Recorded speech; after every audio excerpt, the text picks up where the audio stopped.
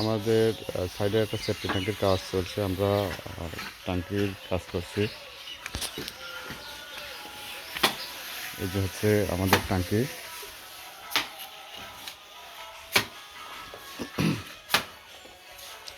আমরা কিন্তু হচ্ছে সোকল আমরা বাইরে আমাদের কোনো জায়গা নাই, এই জন্য মাঝখানের যেটা সেটা হচ্ছে রস ট্যাঙ্কি কিংবা সোকল ওইটা করে নিছি।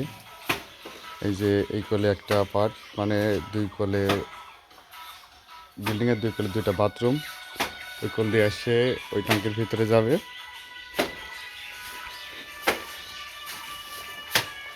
আমরা কিন্তু ফুল পুরোপুরি 10 ইঞ্চি গাঁথনি করিনি, ওই অর্ধেকের একটু বেশি 10 ইঞ্চি গাঁথনি করে তারপর পাস করেছি যাতে একটু খরচ কম হয়।